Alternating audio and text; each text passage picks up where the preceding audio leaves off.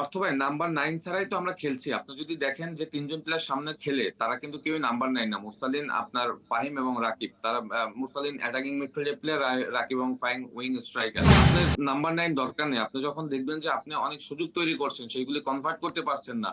তখন আপনি নিজের উপরে আপনাকে বলতে হবে যে আসলে আপনি ইন্টারন্যাশনাল ম্যাচের জন্য আসলে কতটা ফিট। পারফেক্ট নাইন যে যাকে আমরা বলে থাকি তার কোনো ধরনের প্রেজেন্স আমরা টিমে দেখতে পাচ্ছি না। কখনো রাকিব এক প্রান্ত দিয়ে উঠছেন, অন্য উইং দিয়ে উঠছেন ফাহিম, মোরসালিনিও চেষ্টা করছেন, বাট পারফেক্ট নাম্বার নাইনের যে একটা অভাব সেটা বারবার দেখা যাচ্ছে। কেন এই জায়গাটাতে আমরা এই ঘাটতিটা পূরণ করতে পারছি না? কোথায় সমস্যা আমাদের?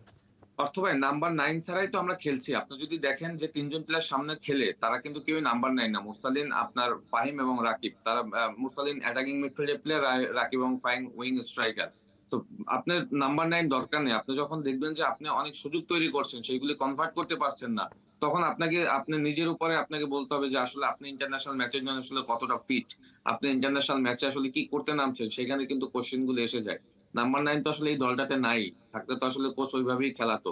এবং কোচেরও আমার কাছে মনে হয় যে যদি আপনি পুরো ম্যাচ এনালাইসিস করেন, সেখানে তার টেকনিক্যাল জায়গাগুলি তো আমার কাছে মনে হয় যে অনেক ভুল ছিল। তো সে ফার্স্ট হাফে যদি দেখেন, কিছু প্লেয়ার একদম ব্লেইনলি মিস্টেক করেছে। সেকেন্ড হাফে কিন্তু সে ওই প্লেয়ারদেরকে দিয়ে আবার স্টার্ট করেছে। স্পেশালি গোলকিপার বাজে মিস্টেক করতেছিল।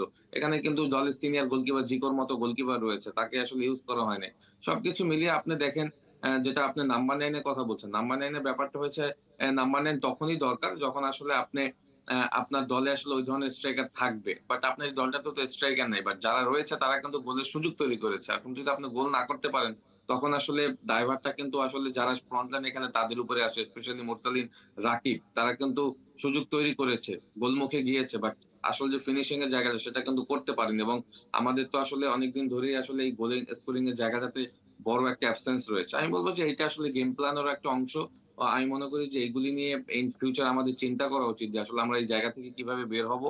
এবং আমি মনে করি যে আমাদের সিস্টেম অফ প্লে টা আসলে অনেক চেঞ্জ আনা উচিত।